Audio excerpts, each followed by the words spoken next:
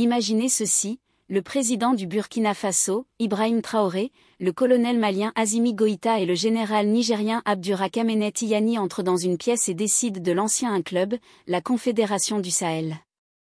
Mais voici la chute, le Ghana et la Côte d'Ivoire n'ont pas reçu d'invitation. Avant de rouler des yeux en pensant qu'il s'agit d'une énième alliance africaine, prenez un moment pour approfondir le sujet. Ce n'est pas seulement une question de savoir qui a une place à la table, mais une réflexion sur la souveraineté, les agendas cachés, et sur le fait de savoir si les dirigeants africains suivent vraiment leurs propres souhaits ou s'ils se contentent de marcher dans les traces des règles établies par l'Occident. En juillet 2024, les régimes militaires du Burkina Faso, du Mali et du Niger ont officialisé leur intention en signant un traité pour l'ancienne Confédération du Sahel. Ce geste a été perçu comme une rupture nette avec la Communauté économique des États de l'Afrique de l'Ouest, CEDEAO, marquant une volonté de tracer leur propre chemin. Mais voici où cela devient intrigant, le Ghana et la Côte d'Ivoire, deux des démocraties les plus stables d'Afrique de l'Ouest, ont été laissés pour compte. Était-ce une manière de snober des nations perçues comme trop proches des puissances occidentales ? Ou bien une stratégie visant à éloigner la Confédération de toute influence occidentale ? Après tout, l'exclusion de ces pays soulève des interrogations sur les véritables intentions derrière cette alliance. Alors, qu'est-ce que la Confédération du Sahel ? Imaginez ceci, le Burkina Faso, le Mali et le Niger, les outsiders de la géopolitique mondiale, prenant le poids de siècles d'exploitation et investis avec audace, plus jamais ça. Voilà ce qu'est la Confédération du Sahel. Mais ne la confondez pas avec un simple bloc régional à la recherche d'un nom sophistiqué. Il s'agit d'un séisme politique en devenir, un appel à une souveraineté africaine comme jamais vue auparavant. Au cœur de la Confédération se trouve une tentative audacieuse de réécrire l'histoire de l'Afrique. Forgée par des nations frappées par des insurrections, des conflits armés et des décennies de marginalisation économique systémique, ce n'est pas seulement une alliance politique. C'est un mouvement. Un mouvement qui dit « Nous ne voulons pas seulement survivre, nous voulons prospérer ». La Confédération n'est pas construite sur les schémas bureaucratiques des institutions occidentales ou sur les promesses creuses des sommets internationaux. Elle puise sa force dans des liens culturels, économiques et historiques partagés. Pensez à une réunion de famille, mais avec une mission, démanteler l'héritage persistant du colonialisme et de l'ingérence néocoloniale. Sous la direction visionnaire d'Ibrahim Traoré, la Confédération du Sahel a mis l'accent sur une gouvernance enracinée dans les traditions locales. Elle remet en question les systèmes eurocentriques imposés pendant la colonisation et encore perpétués à travers des organisations internationales comme le FMI et la Banque mondiale. La vision de Traoré est claire, l'Afrique doit cesser de jouer selon des règles qu'elle n'a jamais écrites. La Confédération cherche à promouvoir une gouvernance qui résonne avec les valeurs locales, garantissant que les décisions répondent aux besoins de son peuple plutôt qu'aux intérêts de puissances mondiales lointaines. Les membres fondateurs de la Confédération, le Burkina Faso, le Mali et le Niger, partagent bien plus que des frontières. Ces nations ont enduré des insurrections incessantes et un désenchantement économique. Depuis longtemps, les grandes puissances mondiales considèrent la région du Sahel comme un échiquier où ses ressources sont exploitables et ses populations réduites à de simples pions. En s'unissant, ces nations cherchent à renverser la donne.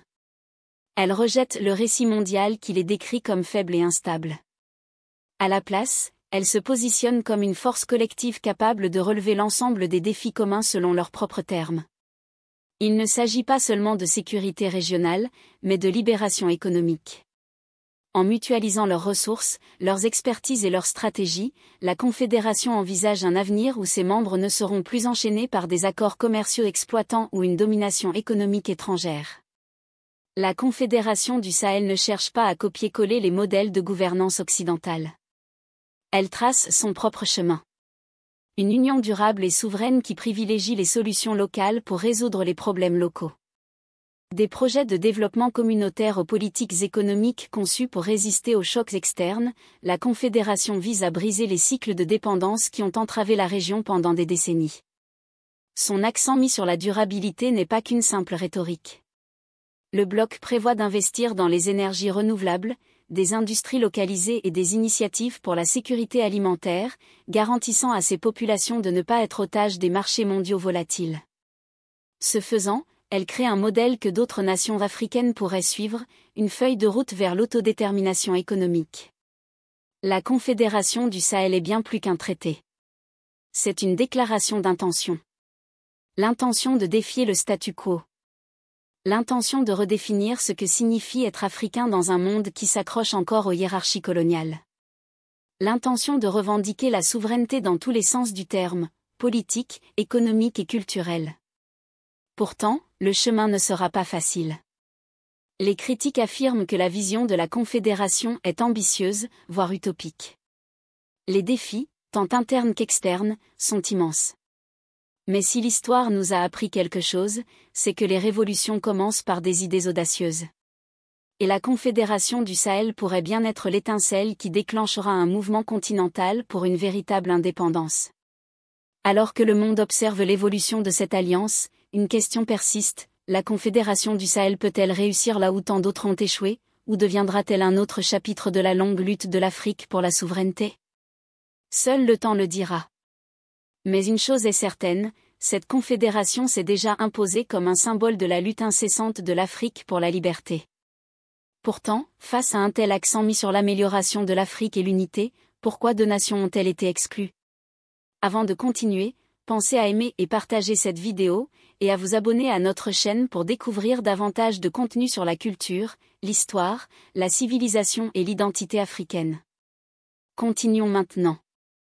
À première vue, l'exclusion du Ghana et de la Côte d'Ivoire de la Confédération du Sahel pourrait sembler être une décision curieuse. Ces deux pays ne sont pas seulement géographiquement proches du Burkina Faso, du Mali et du Niger, mais sont également des acteurs économiques significatifs en Afrique de l'Ouest. Alors pourquoi les laisser de côté? La réponse réside dans un enchevêtrement complexe d'histoire, d'idéologie et de confiance, ou plutôt d'un manque de confiance. Cette exclusion ne concerne pas uniquement le tracé de frontières sur une carte. Il s'agit d'une décision calculée, ancrée dans la vision plus large de la Confédération. Le président burkinabé Ibrahim Traoré, aux côtés des dirigeants maliens et nigériens, façonne une alliance définie par la souveraineté, l'anticolonialisme et la résistance à l'ingérence étrangère. Dans ce contexte, le Ghana et la Côte d'Ivoire représentent bien plus que de simples voisins géographiques. Ils incarnent des idéologies conflictuelles et des alliances potentiellement dangereuses. La Côte d'Ivoire porte un lourd héritage colonial. Ancienne colonie française, elle reste profondément ancrée dans la sphère d'influence de la France. De sa dépendance continue au franc CFA, une monnaie contrôlée par la France, à ses liens politiques durables avec Paris, la Côte d'Ivoire se pose comme un contraste flagrant à l'éthos anticolonial de la Confédération du Sahel. La vision de la Confédération, qui consiste à libérer des chaînes néocoloniales, entre directement en conflit avec la réalité ivoirienne. L'influence de la France dans les affaires ivoiriennes n'est pas qu'historique, elle est toujours d'actualité. Paris continue d'exercer un pouvoir économique et politique significatif, rendant l'inclusion de la Côte d'Ivoire incompatible avec la quête d'une véritable indépendance africaine portée par la Confédération. L'exclusion du Ghana est encore plus surprenante. Connu pour sa relative stabilité politique et sa force économique, le Ghana pourrait sembler être un allié précieux. Pourtant, sous son leadership actuel, le pays s'est de plus en plus aligné sur les puissances occidentales, en particulier la France. Bien que le Ghana ne soit pas une ancienne colonie française, sa coopération croissante avec les nations francophones et ses politiques favorables à la France ont suscité des interrogations. Cet alignement constitue une menace directe pour la mission de la Confédération. Traoré et ses alliés se concentrent sur le démantèlement du contrôle et de l'influence occidentale sur les affaires africaines. La position pro-occidentale du Ghana en fait une potentielle source de vulnérabilité, susceptible de nuire à la pureté idéologique et aux objectifs stratégiques du bloc. La confiance est au cœur de cette décision. Traoré et ses homologues ont ouvertement accusé la France de déstabiliser le Burkina Faso par des opérations clandestines et des forces par procuration. Des allégations ont même émergé selon lesquelles le Ghana et la Côte d'Ivoire auraient, volontairement ou non, joué un rôle dans ces efforts visant à saper la souveraineté du Burkina Faso. Ces soupçons ne relèvent pas d'une paranoïa infondée. La France a une histoire documentée d'ingérence dans la politique africaine pour protéger ses intérêts, et des dirigeants comme Traoré sont déterminés à empêcher l'histoire de se répéter. Pour la Confédération du Sahel, intégrer des nations perçues comme des compromis équivaudrait à inviter le loup dans la bergerie. La position de Traoré est claire, la Confédération doit rester idéologiquement pure et fidèle à sa vision de souveraineté et d'autodétermination. L'inclusion des nations avec des liens profonds avec l'Occident risquerait de diluer cette vision et d'ouvrir la porte à des discordes internes. Pour Traoré, le prix de l'unité est trop élevé s'il compromet les principes fondamentaux du bloc. Cette décision soulève une question plus large pour l'Afrique d'aujourd'hui. Le continent peut-il s'unir tout en affrontant des héritages coloniaux et des niveaux d'influence étrangers profondément divergents? L'exclusion du Ghana et de la Côte d'Ivoire par la Confédération du Sahel suggère que l'unité ne se résume pas toujours à l'inclusivité, mais repose sur des valeurs et une confiance partagée. En excluant le Ghana et la Côte d'Ivoire, la Confédération du Sahel prend un pari audacieux. D'un côté, cela garantit que le bloc reste aligné idéologiquement et libéré d'une influence occidentale immédiate. De l'autre, cela risque d'aliéner deux des nations les plus influentes d'Afrique de l'Ouest et d'approfondir les divisions régionales. Que ce pari porte ses fruits reste à voir. Mais une chose est certaine, la Confédération du Sahel trace une ligne dans le sable. Elle ne se contente pas d'une ancienne alliance, elle envoie un message. Et ce message est le suivant: la souveraineté et l'indépendance passent avant tout, même si cela signifie faire des choix difficiles sur qui peut s'asseoir à la table. Avec cette décision, que savons-nous de la Confédération du Sahel? Imaginez un battement de cœur résonnant à travers le Sahel, un pouls qui symbolise la résistance, la résilience et la renaissance.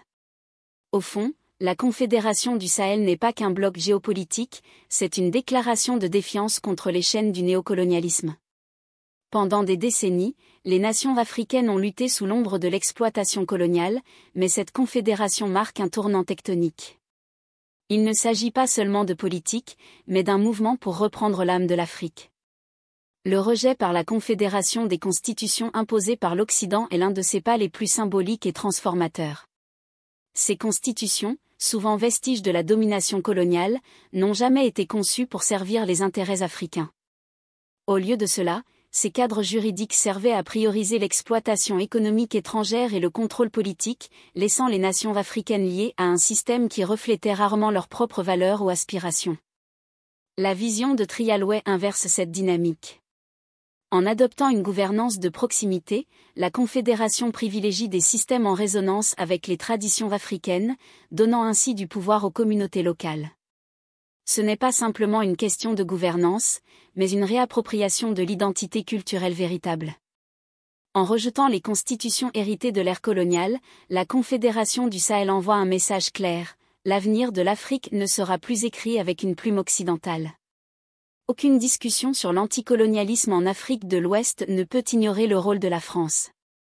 Pendant des décennies, Paris a été l'éléphant proverbial dans la pièce, exerçant son influence sur ces anciennes colonies à travers un mélange d'impérialisme économique, d'intervention militaire et de manœuvres politiques discrètes.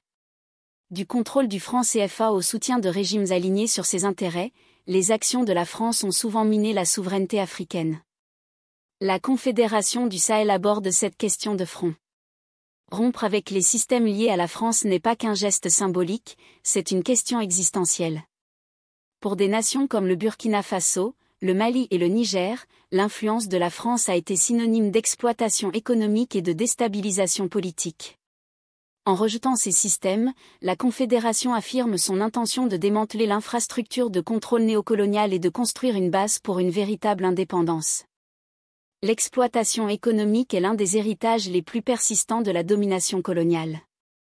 Le contrôle exercé par la France sur le franc CFA, une monnaie utilisée par plusieurs nations d'Afrique de l'Ouest et étroitement liée à l'euro, est depuis longtemps considéré comme un outil de domination économique. Cet arrangement monétaire donne à la France un contrôle significatif sur les politiques monétaires de ses anciennes colonies, étouffant leur souveraineté économique. La position de la Confédération du Sahel sur l'indépendance économique est claire: l'Afrique doit briser le cycle de la dépendance. En explorant des systèmes monétaires alternatifs et en priorisant les économies locales, le bloc vise à reprendre le contrôle de son destin financier. Ce n'est pas seulement une question d'économie, c'est une quête de libération. Les critiques peuvent rejeter la posture anticoloniale de la Confédération du Sahel comme étant trop ambitieuse ou idéaliste, mais la Confédération prend déjà des mesures concrètes pour concrétiser sa vision. En rejetant les constitutions coloniales et en explorant de nouveaux cadres économiques, Trialway et ses alliés démontrent qu'il s'agit de bien plus que de simples discours, c'est de l'action. L'accent mis par la Confédération sur la gouvernance locale reflète son engagement envers l'authenticité. En donnant du pouvoir aux communautés locales et en adoptant des systèmes traditionnels, elle a construit un modèle de gouvernance résolument africain. Cette approche ne se contente pas de défier l'héritage du colonialisme, elle offre également un plan pour d'autres nations cherchant à retrouver leur souveraineté. Pour la Confédération du Sahel, rejeter les systèmes néocoloniaux n'est pas seulement une position idéologique, c'est une nécessité pour survivre. L'histoire de déstabilisation de la région, souvent liée à des ingérences extérieures, a clairement démontré que la véritable indépendance exige bien plus qu'une simple autonomie politique. Elle nécessite une autosuffisance économique, une fierté culturelle et un système de gouvernance qui privilégie les intérêts des peuples plutôt que ceux des puissances étrangères. Alors que la Confédération avance, elle fait face à d'immenses défis. Mais dans sa défiance, elle offre de l'espoir, non seulement pour ses États membres, mais pour tout le continent africain. Le battement de cœur anticolonial de la Confédération du Sahel n'est pas qu'un symbole. C'est un appel à l'action, une demande de justice et une promesse d'un avenir où le destin de l'Afrique sera déterminé par les Africains eux-mêmes. La Confédération du Sahel est bien plus qu'un bloc politique, c'est un mouvement qui pourrait redéfinir ce que signifie être véritablement indépendant au XI-siècle.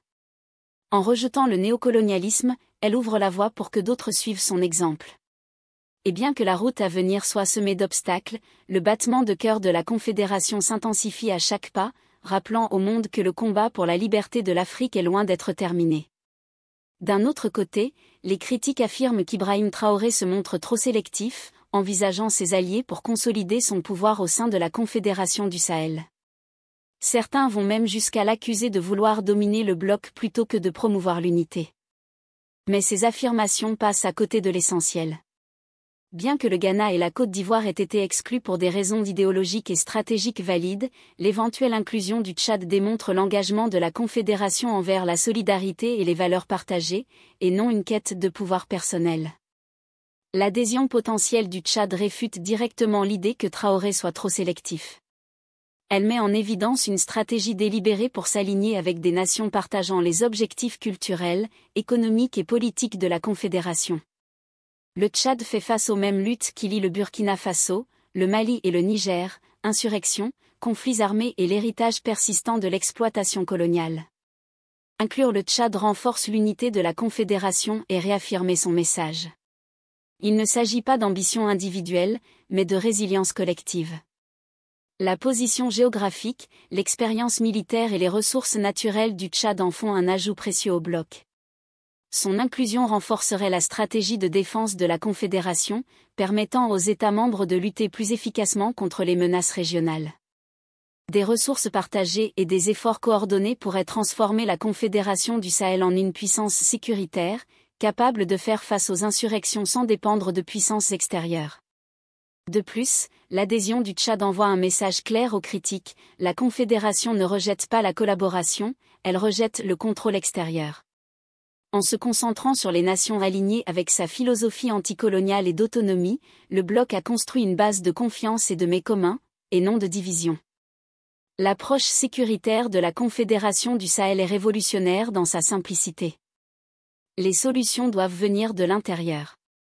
Cela contraste fortement avec la dépendance aux interventions militaires étrangères qui ont échoué à stabiliser la région.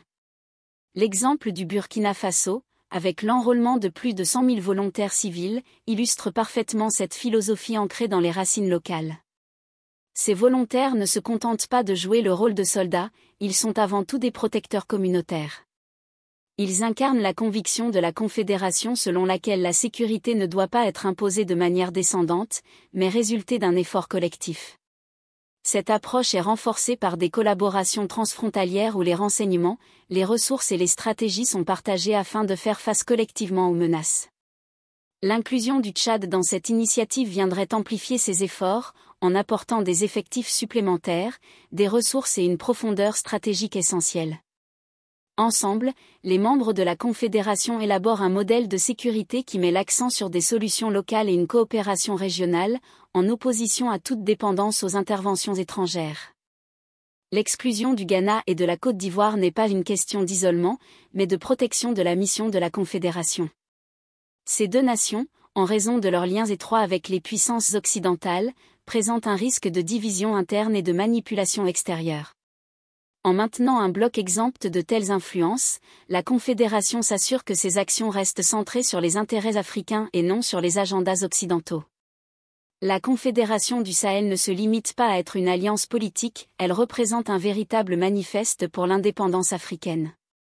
En rejetant l'héritage colonial et en priorisant des valeurs partagées, un alignement culturel et une autonomie économique, ce bloc établit un précédent sur la manière dont les nations africaines peuvent reconquérir leur souveraineté. L'exclusion du Ghana et de la Côte d'Ivoire met en lumière une fracture idéologique clé en Afrique de l'Ouest. Certaines nations privilégient leurs liens historiques avec les puissances occidentales, tandis que d'autres aspirent à une véritable indépendance. Le choix de la Confédération de s'aligner avec le Tchad démontre son attachement à une unité fondée sur un objectif commun plutôt que sur une inclusivité superficielle. Cette démarche ne vise pas à exclure, mais à bâtir une coalition capable de se suffire à elle-même.